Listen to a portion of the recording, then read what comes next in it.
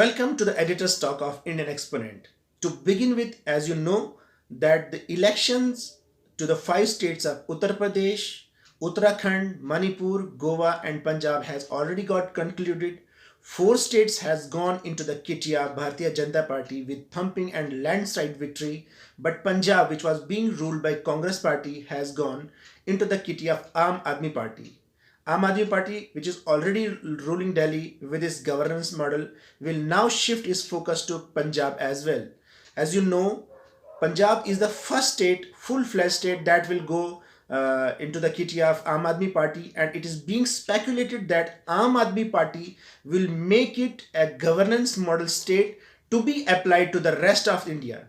There would be no confusion if we say that in the coming years, in the coming decade, Aam Aadmi Party will emerge as a national party and it would be a major challenger for the rest of the national parties. As we have seen, we have already seen that regional parties have become more powerful. Regional political combinations and equations are becoming more successful. So in that case, in this case as well, Aam Aadmi Party is going to become a major force, major political force in coming years. But today we will specifically discuss the future, the past, and the present of Indian National Congress, a party which has given independence to India, to our country, that was emancipated from the clutches of British Empire. So what happened to Indian National Congress that it is squeezing, it is vanishing, it is becoming a non-relevant political force in our country. Before going to that discussion, we will discuss in brief the history of Congress and how the decline has come to the party. As you know, many of you must be knowing that Congress Party was formed in 1885, December 1885, with W.C. Banerjee, Vomesh Chandra Banerjee, being its first president. And it was being presided over by A.O. Hume, that he was a Britisher. And when this Congress Party was formed, there were two theories going on its inception, on its origin. One theory was that it has become a safety valve for Britishers. There were rising tide of alienation. There was a rising tide of national movement against the British Empire, against their exploitation, against their rules, against their subversive rules that they were implementing on Indians. So there is a theory that Britisher created this party specifically to know the internal breakings, to know the revolting force within India that were opposing the Britisher rule. So this is one of the theory that is being concluded, that it was a safety valve for the government of that time, which was being ruled by Britishers. This East India Company had come to India for the trade, but in the subsequent years, in the subsequent decades, it engulfed the entire country and made our country the slave at that time. So the second theory with respect to the origin of Congress is that it was the first major political force when leaders of different origin, different thoughts, different background, different origin, they came together and formed a Congress, and they became a very major political force against the British Raj. So this party, which is at least 130 years old, why it is declining, why it is being perished from the political arena. So this is very important to discuss the past of the Congress Party. So when it was formed, there was a rule, there was a constitution in the party that the elections to the president, national president, were being done every after 2 years. So this was one of the major political force in India. Rather, it was one of the biggest political force that was fighting against the British Empire. So in the subsequent years, presidents came, presidents went, but the election procedure in the party kept on going. The internal party structure in the government was very, very much strong. Jawaharlal Nehru, Subhash Chandra Bose, all other people, they became the president of the Congress Party. It was only after 1953 that a tinge of dictatorship, that a tinge of familial rules came to fore in the Congress party. When in 1953, the first time Jawaharlal Nehru was made the president of Congress by a resolution. That was the first beginning, that was the beginning seed, how this party that was a national party, how it became a familial feud, how it became a personal fiefdom of Gandhi. In 1953, a first resolution was passed, and Nehru was made the president of the Congress party. So after Nehru, after his death, Indira Gandhi came to the fore, and she ruled, as all of you know, the emergency period. Before that, after that, all of you are aware with the history. She was called the Iron Lady of the party, Iron Lady of India. So in that period, these two got solidified.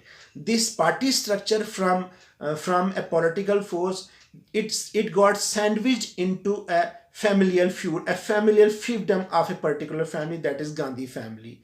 So presidents came, presidents kept on changing till 1999. As you know, I have told you in the previous episode that Sitaram Kesri was the last elected president of the Congress party. So in 1999, Sonia Gandhi became the president of Indian National Congress by way of resolution. From that day onwards, no elections were done. The party structure, the constitution of Congress party went in shambles, and she remained the president of Congress party for 17 long years, including the 10 years rule of UPA, and she was the chairman of UPA as well. So 17 years with Sonia Gandhi. Next was his son Rahul Gandhi till 2019, and then again Sonia Gandhi was appointed as the interim president of Congress party. So uh, in uh, in totality, for 23 long years, Gandhi family through Rahul Gandhi, Priyanka Gandhi, Sonia Gandhi, they are now calling the shots in the party. So after this debacle, after this defeat in 5 states in the recently concluded elections, an emergency meeting of CWC was called in Delhi. This meeting longed for at least 4.5 hours, and again, this is quite humorous. And again, the Sonia Gandhi, she offered at the beginning of the moment of the meeting, she offered her resignation to the party, but the leaders that were present over there, including the leaders from G23, Gulam Nabi Azad, Madan Lal Sharma, were present there, and they were quite vocal.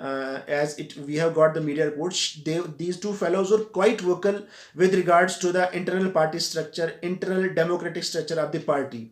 But as they set in, Sonia Gandhi again become the president of Congress party. So this legacy that of these 23 years, there happened nothing, no change, and Sonia Gandhi today again become the party president of Congress. There's lots of memes, humor, jokes are being thrown in the social media. As you know, in the previous year, last year, we have seen that kind of meme. Sonia Gandhi resigned to Sonia Gandhi, but Sonia Gandhi again tried to pursue Sonia Gandhi to continue as the president of the Congress party. So Sonia Gandhi accepted the proposal, and she became the party president again. This dictatorial type of attitude in Congress is spoiling the party.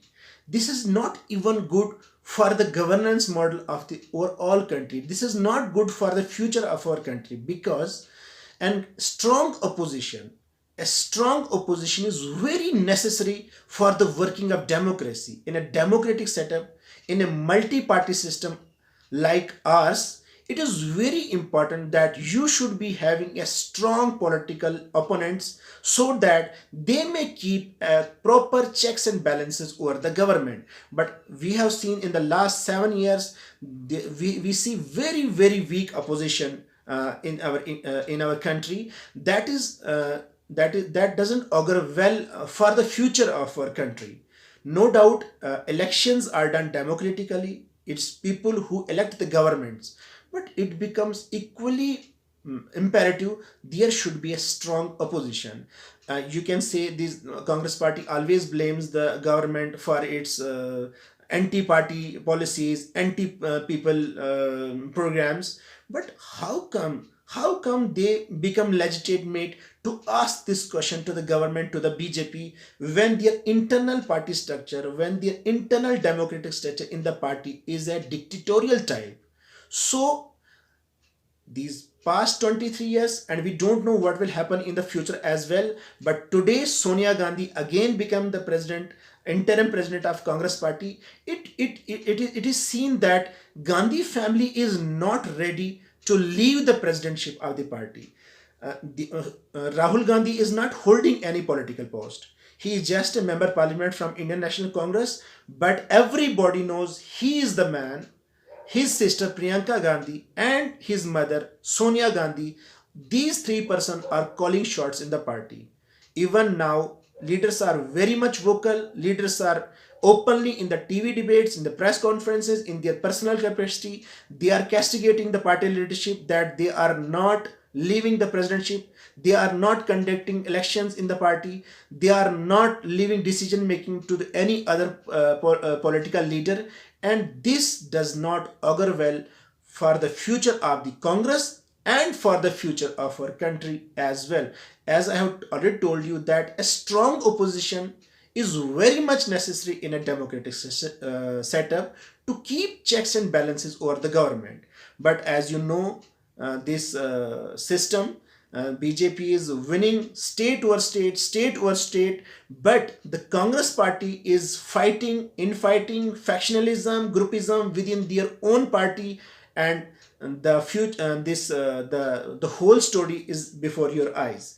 So we must congratulate Sonia Gandhi to keep continuing the president of the Congress party and keep blaming the BJP. One thing is very clear.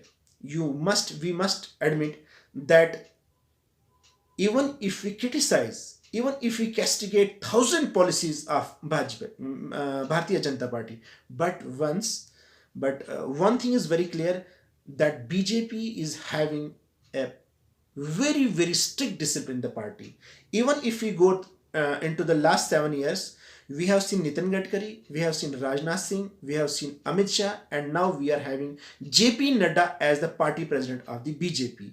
They keep on changing. They keep on continuously conducting elections at the party. They go for membership drive. Their cadre is very strong. Their discipline is very strong. Their internal party structure, their democratic structure is very strong as compared to the grand old party of India, and that is Congress. So in the